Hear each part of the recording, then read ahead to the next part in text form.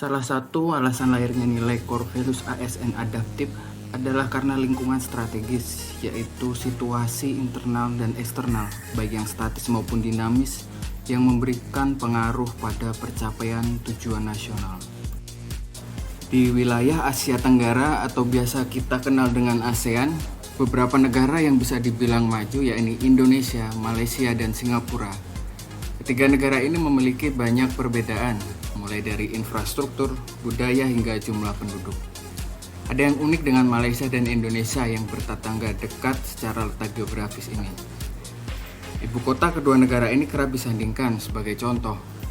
Tata kota Kuala Lumpur bisa dibilang lebih rapi daripada Jakarta, di mana pemukimannya dipisahkan dari pusat kota. Kuala Lumpur memiliki keramaian pusat di Bukit Bintang.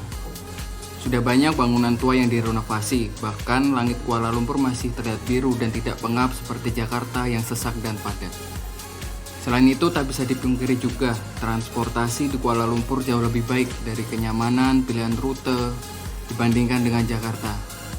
Bisa dibilang Kuala Lumpur hampir setara dengan Singapura. Ketika Jakarta baru meresmikan MRT-nya pada pertengahan tahun 2019, Kuala Lumpur sudah lama memiliki LRT. Integrasi antara kereta api dan LRT sudah berada di satu manajemen pengelola.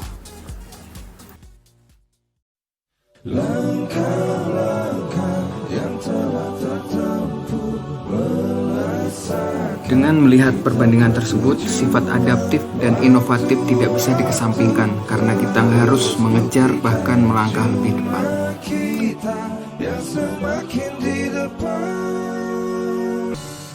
Sebagai organisasi yang mengemban amanah untuk melayani masyarakat, organisasi publik dituntut untuk lebih dinamis dan adaptif terhadap perubahan. Untuk itu, inovasi di organisasi publik harus terus digarapkan.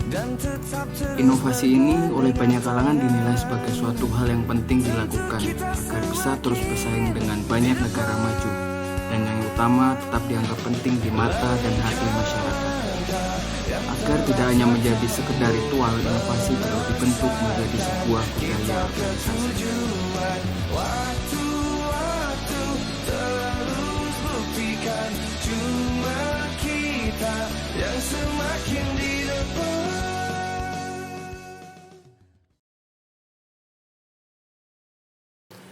Negara Kesatuan Republik Indonesia terdiri dari berbagai macam suku, budaya, agama, nilai, dan lain sebagainya, yang sebenarnya menjadi sebuah karunia bagi kita.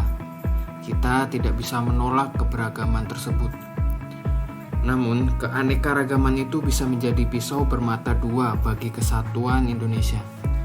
Yang pertama, jika kita melihat perbedaan itu menjadi sebuah kekayaan, anugerah dari Yang Maha Kuasa, maka kita akan menggali kekayaan kebinekaan tersebut menjadi bentuk yang saling melengkapi, saling mengisi, saling memperkuat.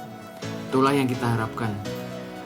Namun demikian, jika kondisi sebaliknya, perbedaan tersebut bisa menjadi kehancuran bagi kita.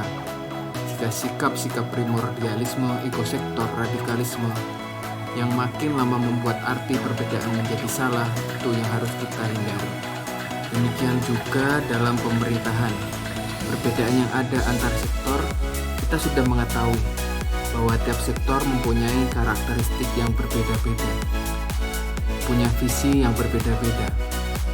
Jika perbedaan tersebut menjadi melemahkan antar sektor, itu akan merugikan pemerintahan kita sendiri. Sementara di sisi lain, jika perbedaan itu menjadi pelengkap, yang satu saling melengkapi yang lain, itu akan menjadikan pemerintahan kita menjadi semakin baik. Kita sebagai seorang ASN tentu diharapkan menjadi perekat di antara perbedaan tersebut. Kita bisa membawa warna dari masing-masing sektor yang berbeda tersebut untuk saling memperkuat, saling memberikan semangat, dorongan bagi keberhasilan pemerintah kita secara keseluruhan.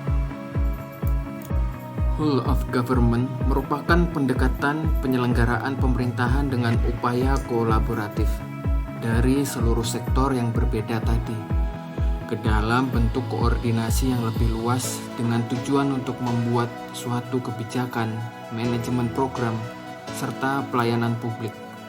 Whole of government bisa dikatakan sebagai sebuah pendekatan yang bisa disebut sebagai interagency, yaitu melibatkan berbagai sektor pemerintahan yang berbeda dalam sasaran-sasaran yang relevan, sehingga kita bisa melihat bahwa whole of government adalah sebuah bentuk dari kolaborasi kerjasama yang saling mengisi antar elemen.